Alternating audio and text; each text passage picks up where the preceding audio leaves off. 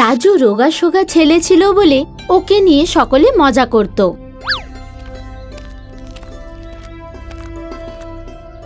সুনাইনা, তুমি নিজের ছেলেকে কিছু খাওয়াও না কেন?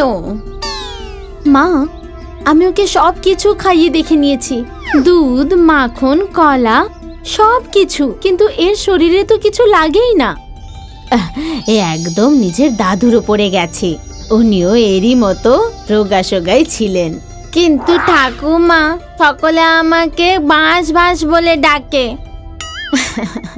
তুই রোগা তো, এতে তোর দোষটা কোথায়? বিকেল বেলায় রাজু নিজের বন্ধু নন্দুর সাথে বল নিয়ে খেলছিল। তখনই দুটো বড় ছেলে এলো। এই বলটা আমার। না, এটা আমার বল, কালকে আমার বাবা আমাকে এনে দিয়েছে। এতক্ষণ এটা তোর ছিল, কিন্তু এখন এই বলটা আমার। না, এটা আমার। আরে এই তালপাতার সেপাই, তুই আমাদের সাথে লড়বি? চল রাজু, আমরা যাই। না, এটা আমার বল। রাজু, আমরা নতুন বল কিনে নেব, তুই এখান থেকে চল এখন। নন্দু নিজের বন্ধুকে নিয়ে চলে গেল। মহা ভিতর ডিম, তাল পাতার সিপাই। এদের কথাগুলো শুনে রাজু খুব রেগে গেল, কিন্তু ওর কাছে করার কিছুই ছিল না। হতাশ রাজু পুকুরে নিজের ছবি দেখতে লাগলো, আর নন্দু পাশে বসে পুকুরে নুড়ি পাথর ফেলছিল। অনেকক্ষণ পরে, অনেক দেরি হয়ে গেছে, চল আমরা বাড়ি ফিরে যাই। তুই যা, আমি কিছুক্ষণ পরে ফিরবো। ঠিক আছে, তুই কিছুক্ষণ পরে চলে আসবি। নন্দু ওখান থেকে চলে গেল। বিকেল হয়ে গেছিল। রাজু ঘরে ফেরার সিদ্ধান্ত নিল। যখন ও জঙ্গলের মধ্যে দিয়ে যাচ্ছিল, তখনই ও একটা কলা গাছ দেখতে পেল, যেটা চকচক করছিল।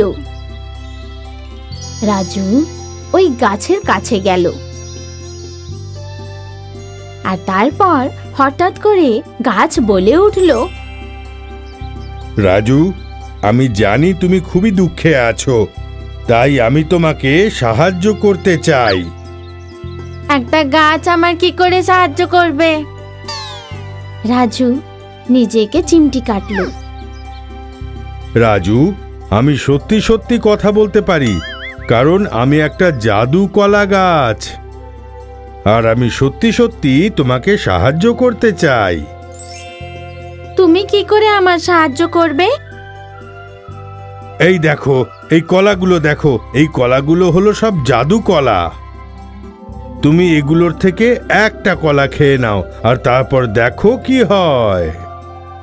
রাজু একটা কলা ভেঙে নিল, আর যেই রাজু কলার খোসাটা ছাড়ালো, তখনই চারিদিকে আলো হয়ে উঠল।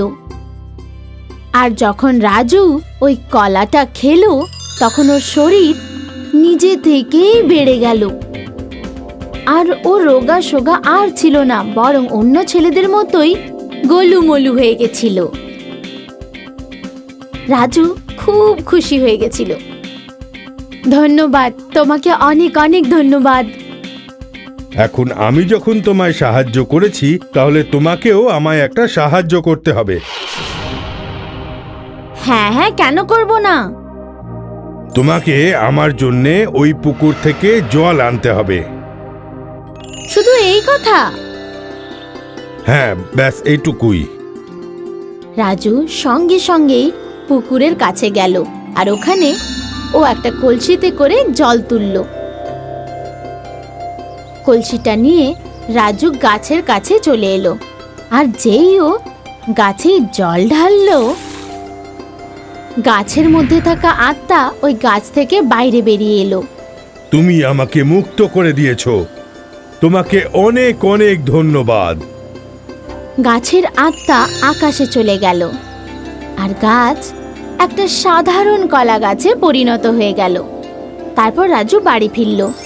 ওর মা আর ঠাকুমা বদলে যাওয়া রাজুকে দেখে অবাক হয়ে গেলেন। মা নিজের ছেলেকে জড়িয়ে ধরলেন, আর রাজু মাকে ওই জাদুর কলা গাছের ব্যাপারে বলল। কিন্তু ঠাকুমা আমি বুঝতে পারলাম না যে ওই গাছের আত্মাটা গেল কোথায়। ওই গাছ একটা শাপিত গাছ ছিল, যাকে তুই মুক্ত করে দিয়েছিস, বুঝলি? কিন্তু যাই হোক না কেন, ওই গাছটা আমার শরীরটাই পাল্টে দিয়েছে। এখন কেউ আর আমাকে হুমকি দেবে না। পরের দিন রাজু নিজের বল ফেরত নিতে গেল। ও দেখল বলবান আর দীপক দুজনেই ওরই বলটা নিয়ে খেলছিল। রাজু চট করে বলটা ধরে নিল, আর যখন বলবান আর দীপক ওর দিকে তাকালো, ওরা তখন বিশ্বাসই করতে পারছিল না যে ও সেই রাজুই। এইটা কি করে সম্ভব? এ তো পেঁকাটির মতো রোগা ছিল। ছিলাম, কিন্তু এখন আর নেই। এখন আমি তোমাদের চাটনি তৈরি করব। রাজু দুজনের পেছনে ছুটতে শুরু করলো, আর দুজনে রাজুর থেকে ভয় পেয়ে ছুটলো। এভাবেই জাদুর কলা গাছ রাজুর জীবনটাকেই বদলে দিল। হাই, আমি শাইনি। যদি তোমরা আমাকে এভাবেই দেখতে চাও তাহলে এই ভিডিওটাকে অবশ্যই শেয়ার করো, আর হ্যাঁ, এই চ্যানেলটাকে সাবস্ক্রাইব করতে ভুলো না কিন্তু।